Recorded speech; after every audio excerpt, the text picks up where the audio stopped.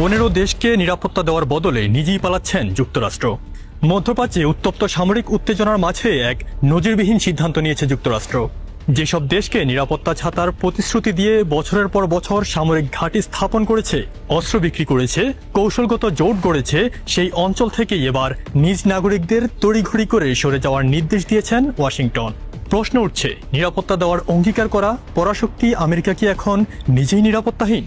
ইরানকে ঘিরে যুক্তরাষ্ট্র ইসরায়েলের সামরিক পদক্ষেপের পর পরিস্থিতি দ্রুত অবনতির দিকে যায়।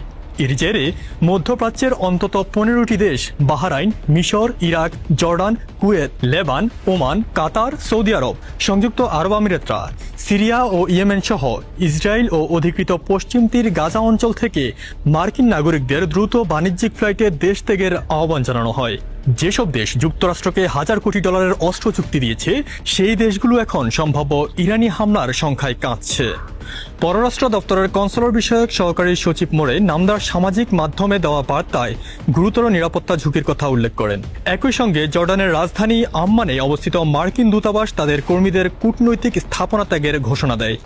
সাধারণত এ ধরনের সিদ্ধান্ত নেওয়া হয় নীরবে কাঠামো প্রক্রিয়ায়, কিন্তু এবার প্রকাশ্যে সামাজিক বার্তায় এমন নির্দেশনা এলো। এর পেছনে রয়েছে সাম্প্রতিক সামরিক সংঘাত। গত শনিবার যুক্তরাষ্ট্র ও ইসরায়েল ইরানের বিভিন্ন স্থাপনায় হামলা চালায়।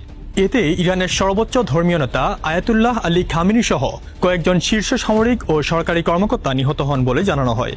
এর জবাবে ইরান অঞ্চল জুড়ে পাল্টা হামলা শুরু করলে আকাশপথে চলাচল ব্যাহত হয়। একাধিক দেশে সতর্কতা জারি হয়, আর মধ্যপ্রাচ্য জুড়ে নিরাপত্তা অনিশ্চয়তা চরমে ওঠে। এই প্রেক্ষাপটে মার্কিন প্রেসিডেন্ট ডোনাল্ড ট্রাম্প জানান, সংঘাত 4 থেকে 5 সপ্তাহ স্থায়ী হতে পারে, পরিস্থিতি আরও দীর্ঘায়িত হতে পারে। কিন্তু বিশ্লেষকদের প্রশ্ন, যে যুক্তরাষ্ট্র এতদিন নিরাপত্তা রক্ষক হিসেবে নিজেকে উপস্থাপন করেছে, সেই যুক্তরাষ্ট্রই যখন 15 দেশ থেকে নাগরিকদের সরিয়ে নিতে তৎপর, তখন হাজার কোটি ডলারের প্রতিরক্ষা ব্যয়েও কেন অঞ্চলটি ইরানি হামলায় ছিন্ন ভিন্ন ও অনিশ্চিত? মধ্যপ্রাচ্যের রাজনীতিতে এই প্রশ্ন এখন সবচেয়ে বড় অস্বস্তির কারণ হয়ে উঠছে।